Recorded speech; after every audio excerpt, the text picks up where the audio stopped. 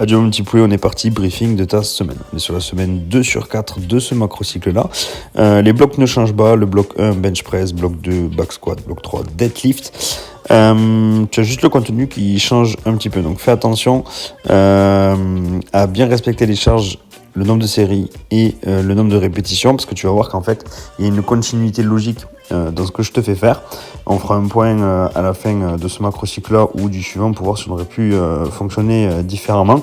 En fait, tu vas voir qu'il y a la continuité, c'est-à-dire que en général, s'il y a du tempo, les tempos n'évoluent pas trop. Par contre, le nombre de séries, le nombre de répétitions peut évoluer, ou la charge de travail peut évoluer. Même si c'est une charge de travail qui te paraît légère ou que les mouvements te paraissent simples à faire avec ces charges-là, n'augmente pas les charges de travail. On est clairement sur un travail où on cherche en fait à faire un travail plus technique qu'autre chose. Ce que je veux dire par technique, c'est qu'on veut optimiser ton mouvement, faire en sorte que tu aies des mouvements avec de bonnes amplitudes, un mouvement qui soit propre, qui ne soit pas dégradé, qui soit le plus optimal possible pour réellement après derrière développer ta force.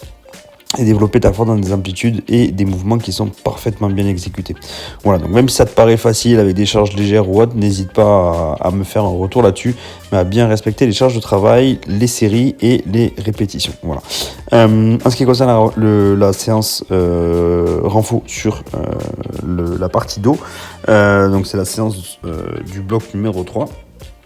Sur celle-ci, je t'ai sur le message posé une petite question, je te la pose également ici aussi, savoir un petit peu ce que tu souhaites changer sur cette séance-là comme exercice, sachant qu'en gros là sur cette semaine-là, je t'ai enlevé 3 des exercices et je t'en ai rajouté un nouveau. Et en gros, ce que tu as fait la semaine dernière, tu vas le retrouver la semaine prochaine, et ce que tu vas faire cette semaine-là, tu le retrouveras dans 2 semaines.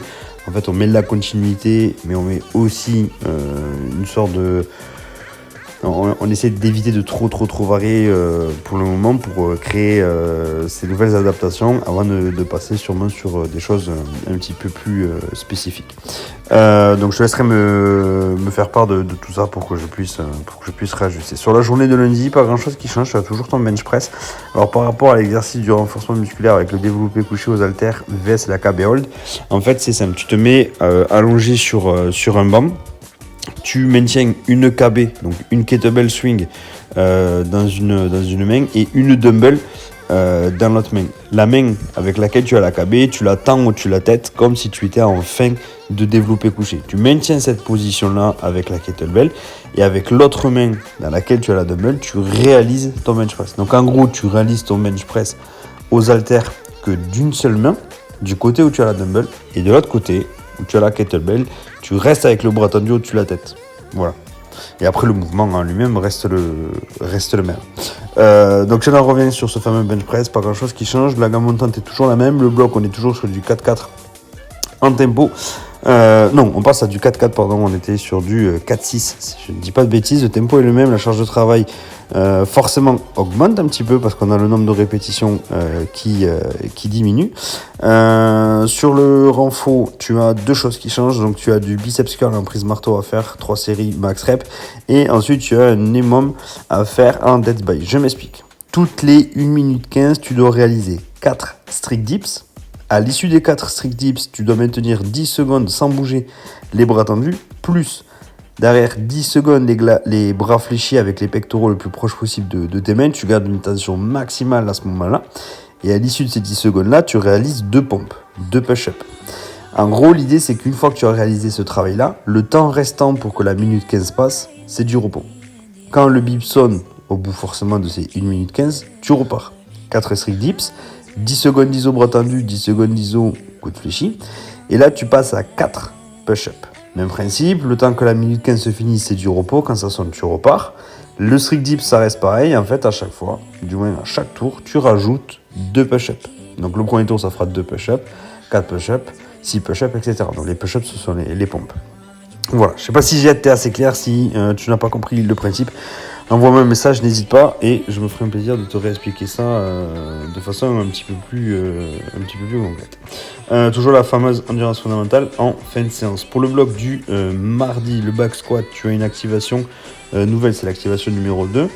Derrière, la gamme montante ne change pas trop. Le back squat, lui non plus, hormis comme le bench press, le nombre de répétitions. Donc là, on va pouvoir augmenter la charge de travail. Donc la semaine dernière, on était sur un 4-6, là on passe sur un 4-4. Le tempo, lui, ne bouge pas.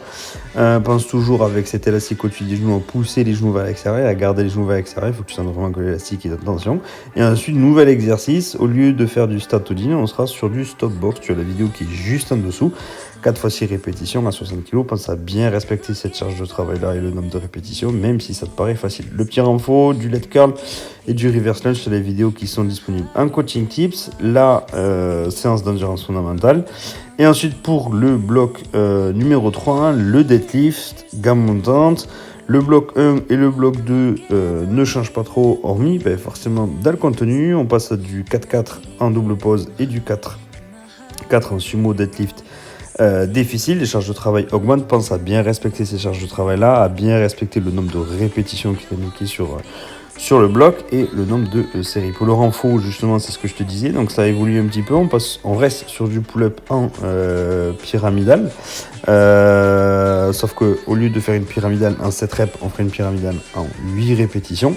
Et ensuite du high hang snatch pull, tu as la vidéo qui est disponible en coaching tips.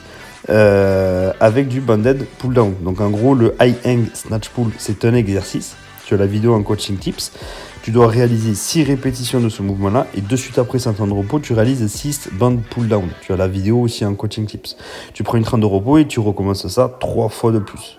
On finit par l'endurance fondamentale. On a toujours le niveau d'énergie et le feedback à faire en début de séance et fin de séance pour que je puisse réadapter si jamais c'est nécessaire.